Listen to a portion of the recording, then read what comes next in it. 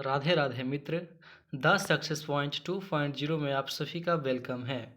आज हम लोग एसएससी जीडी 2023-24 के लिए हिंदी का सेशन करने वाले हैं।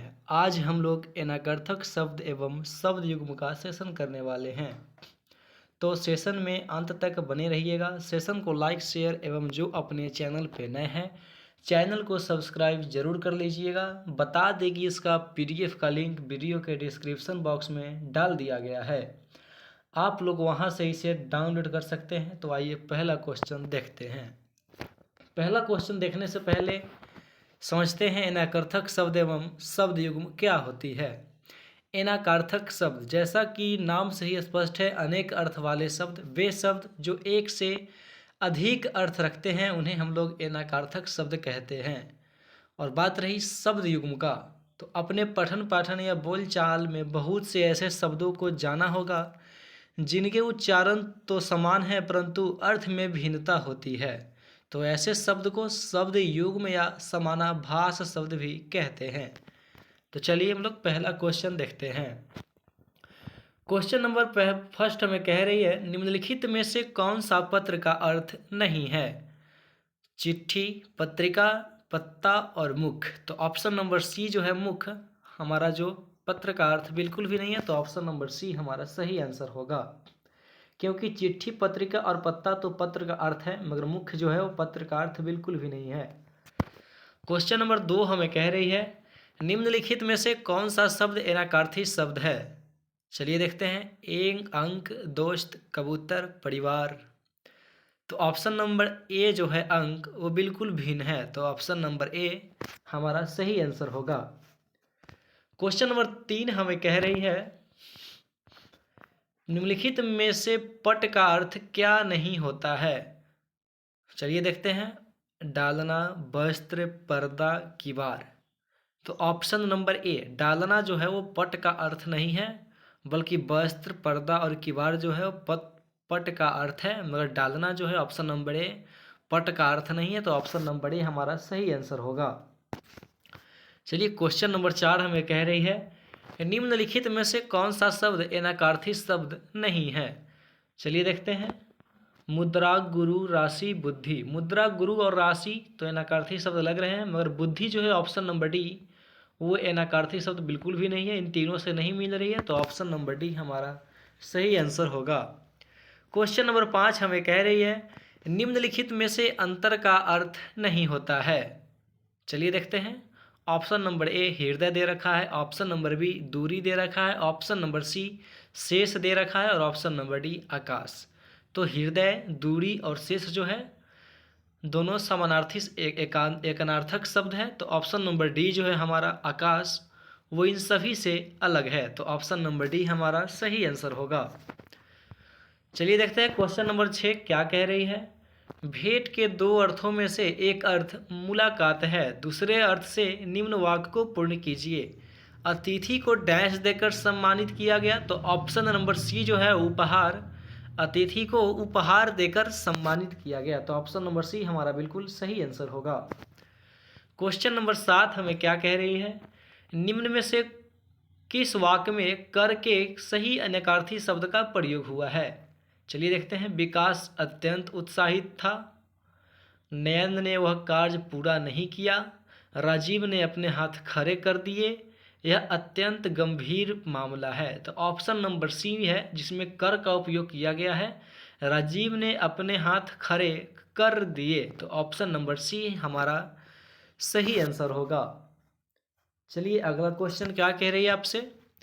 क्वेश्चन नंबर 8 कह रही है, निम्नलिखित में से क्या पानी का अर्थ नहीं है। तो चलिए देखते हैं।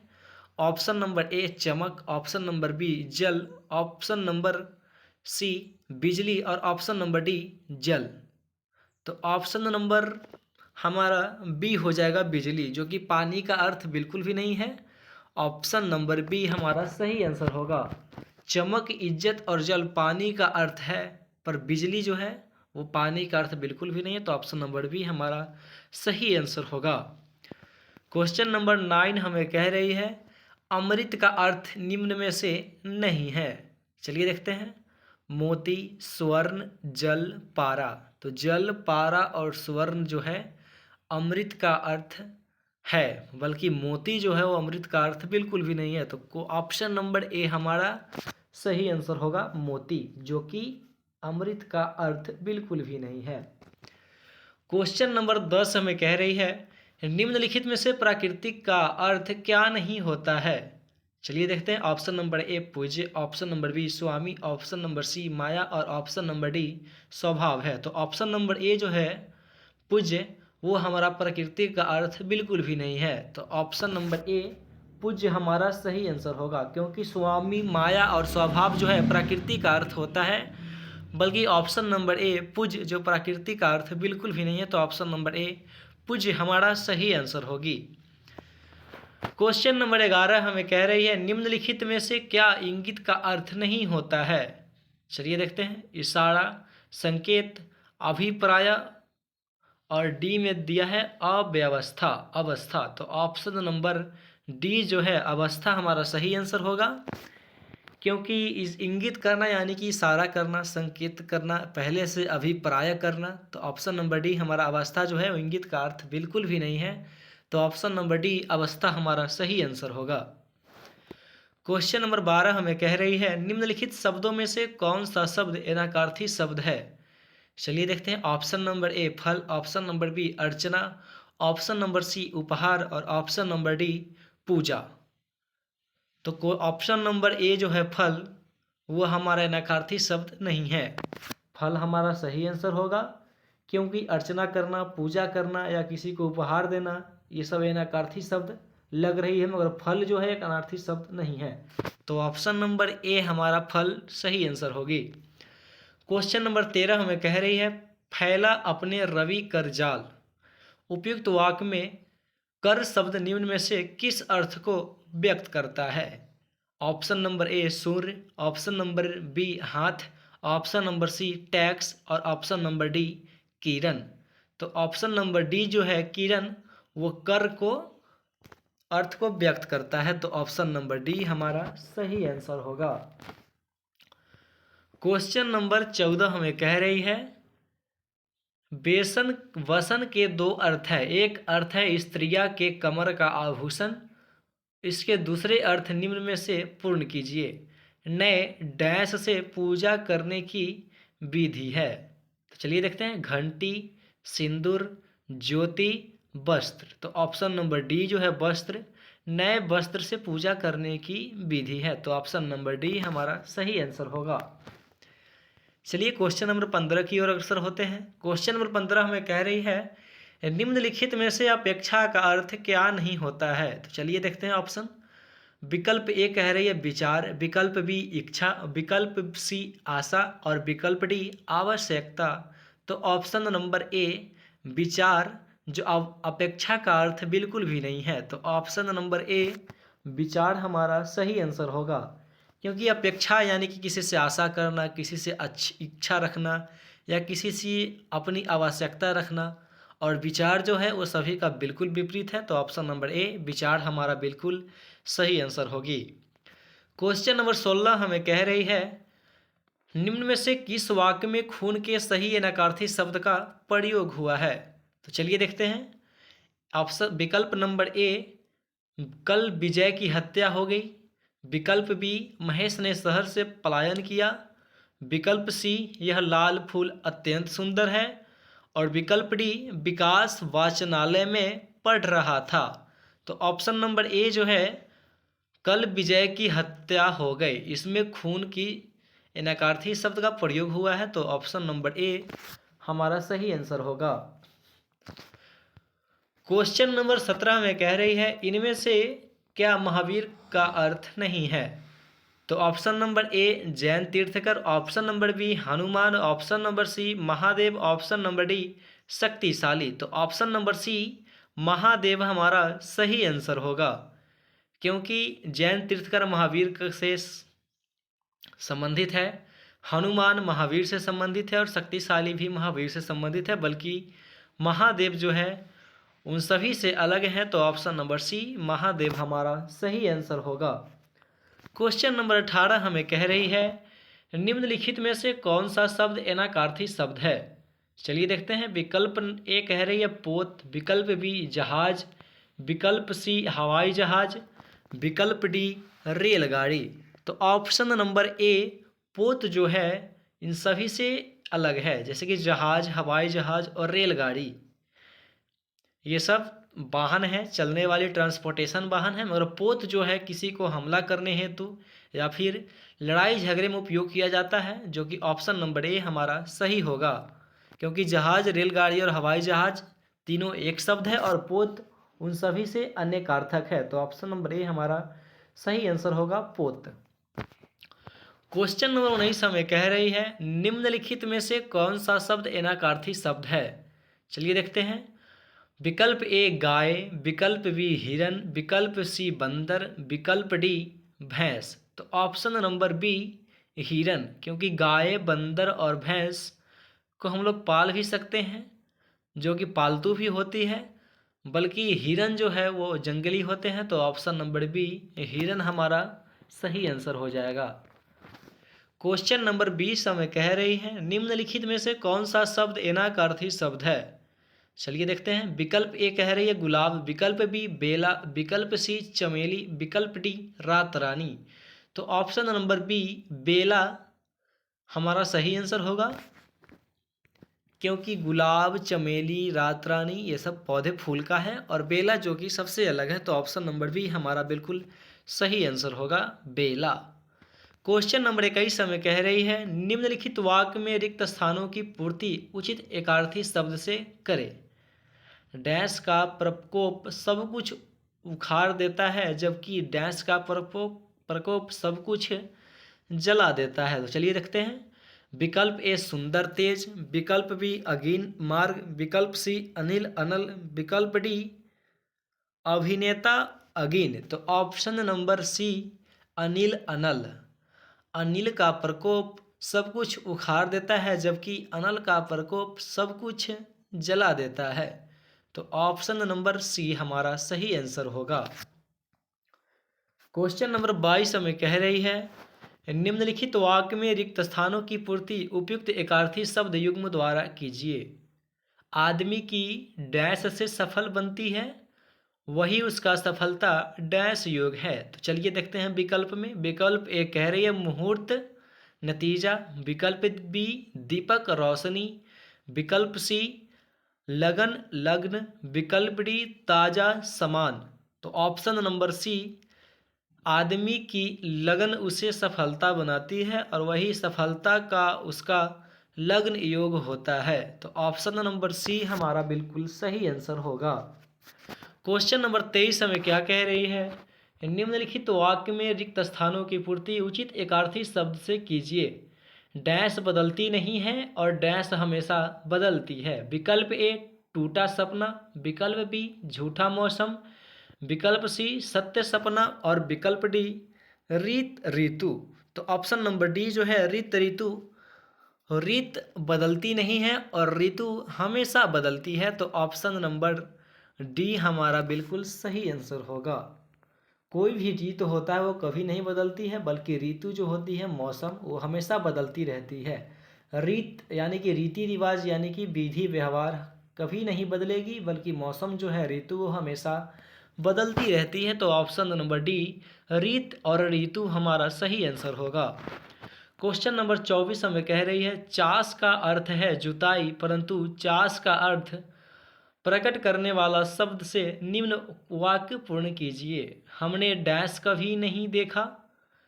ऑप्शन ए शुतुरमुर्ग, ऑप्शन बी नीलकंठ पक्षी, ऑप्शन सी काकतुआ, ऑप्शन डी पंडुक पक्षी। तो ऑप्शन नंबर बी जो है नीलकंठ पक्षी, हमने नीलकंठ पक्षी कभी नहीं देखा, तो ऑप्शन नंबर बी हमारा सही आंसर होगा।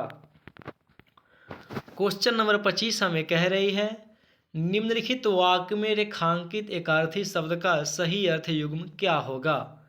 दैवत प्रथा का दुष्परिणाम पांडवों के साथ उनकी माता पृथा को भी भुगतना पड़ा। तो हमारा जो रेखांकित शब्द है प्रथा एवं पृथा है, तो चलिए उनका सही युग्म खोजते हैं।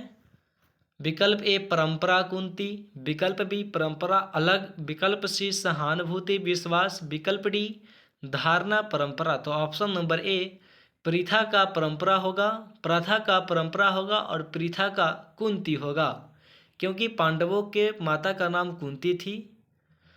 जो द्यूत प्रथा का दुष्परिणाम उनके साथ पांडवों को भी पड़ा था, जिनका माता का नाम प्रीथा थी और कुंती भी थी। तो ऑप्शन नंबर ए हमारा बिल्कुल सही आंसर होगा, परंपरा और कुंती। क्वेश्चन नंबर 26 हमें कह रही है निम्नलिखित वाक्य में रेखांकित एकार्थी शब्दों को उपयुक्त अर्थ बताइए। बहुत से लोगों का सफल जीवन परामर्श को समर्पित होता है, जिससे समाज सकल नहीं हो पाता। हमारा जो रेखांकित शब्द है वो सकल है एवं सकल है। एक सकल मूर्धन्य स्वर वाला और एक तालव्य स्वर वाला सकल है। तो चलिए देखते हैं। विकल्प ए पूरा और साथ, विकल्प बी एक टुकड़ा, विकल्प सी कुछ भाग आधा और विकल्प डी संपूर्ण टुकड़ा। तो ऑप्शन नंबर डी जो है संपूर्ण टुकड़ा हमारा सही आंसर होगा, क्योंकि सकल का जो एकार्थी शब्द है वो संपूर्ण होगा और ये जो सकल है उसका अनकार्थी शब्द टुकड़ा होगा। तो ऑप्शन नंबर डी जो है हमारा बिल्कुल सही आंसर होगा, सकल संपूर्ण टुकड़ा। क्वेश्चन नंबर 27 हमें कह रही है निम्नलिखित वाक्य में रेखांकित एकार्थी शब्द के उपयुक्त अर्थ बताइए। शमशेर बहुत ही विदुर व्यक्ति है, अफसोस कि वे विधुर है। तो चलिए देखते हैं। ऑप्शन ए सन्यासी पंडित, ऑप्शन बी जिसकी पत्नी मर गई हो पंडित, ऑप्शन सी ज्ञानी जिसकी पत्नी मर गई हो, ऑप्शन डी ज्ञानी अज्ञानी। तो ऑप्शन नंबर सी जो है हमारा ज्ञानी जिसकी पत्नी मर गई हो हमारा सही आंसर होगा, क्योंकि विदुर यानी कि ज्ञानी, विधुर यानी कि जिसकी पत्नी मर गई हो, हम लोग उसे बोलचाल की भाषा में विधुर कहते हैं। जिसकी पत्नी मर गई हो अनकार्थी शब्द के लिए एक शब्द हम लोग विधुर का प्रयोग करते हैं, और विदुर यानी कि ज्ञानी। तो ऑप्शन नंबर सी हमारा बिल्कुल सही आंसर होगा। क्वेश्चन नंबर 28 हमें कह रही है निम्नलिखित वाक्य में रेखांकित एकार्थी शब्द के अर्थ बताइए।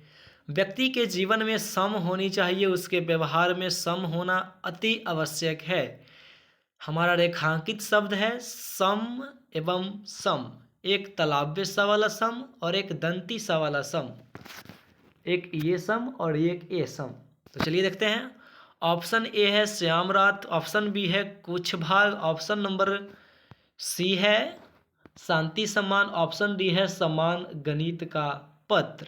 तो ऑप्शन नंबर सी जो है शांति समान हमारा सही आंसर होगा, क्योंकि सम यानी कि शांति और दंती सम यानी कि समान।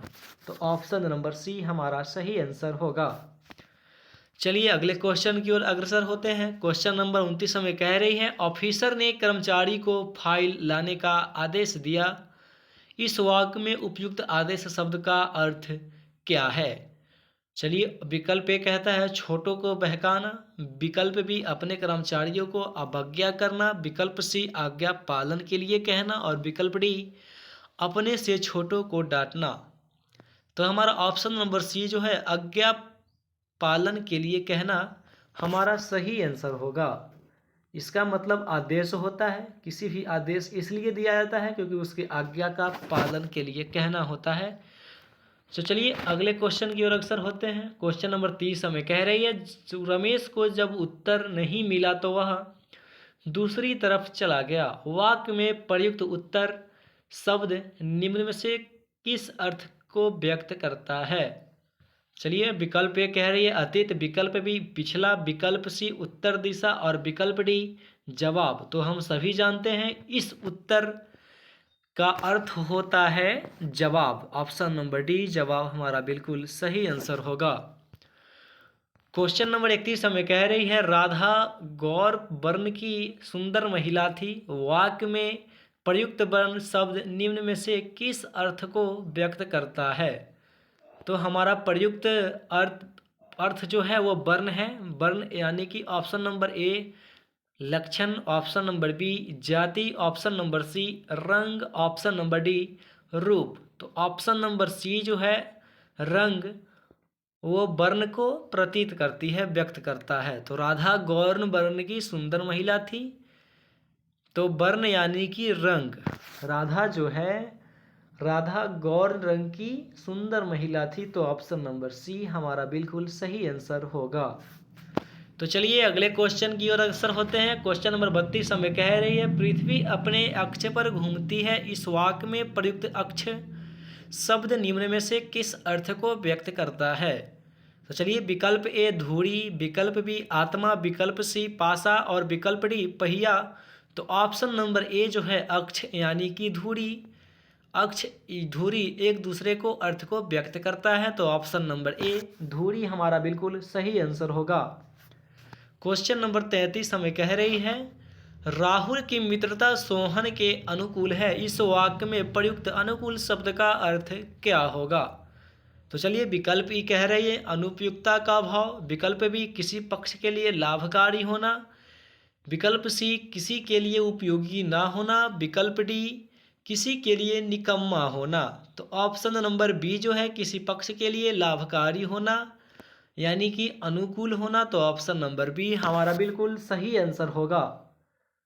तो चलिए क्वेश्चन नंबर 34 की ओर अग्रसर होते हैं। क्वेश्चन नंबर 34 हमें कह रही है, आजकल सभी के पास स्मार्टफोन होना आम बात है। वाक्य में प्रयुक्त आम शब्द निम्न में से किस अर्थ को व्यक्त करता है? तो चलिए, विकल्प ए कह रही है सामान्य, विकल्प बी अच्छी, विकल्प सी सभी, विकल्प डी आम का फल। तो ऑप्शन नंबर ए जो है सामान्य आम एक दूसरे का अर्थ व्यक्त करता है।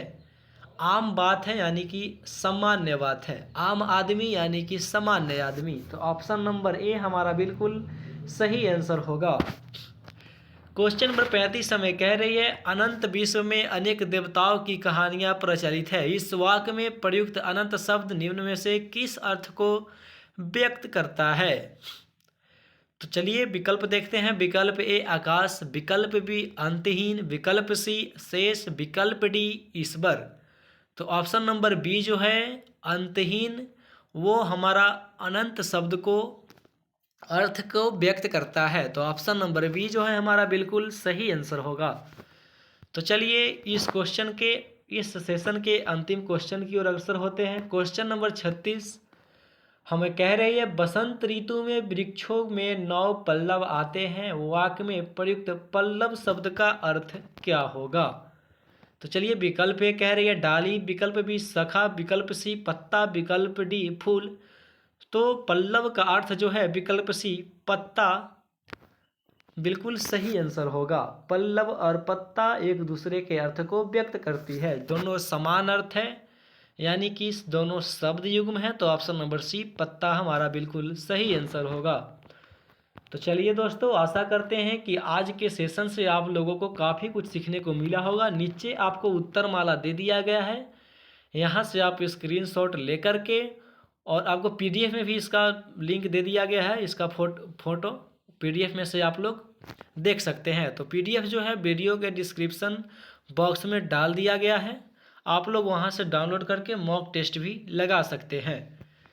तो चलिए अपना ख्याल रखिएगा, अपने तैयारी को ऐसे ही अग्रसर आगे बढ़ाते रहिए। Thanks for watching. जय हिंद, जय भारत।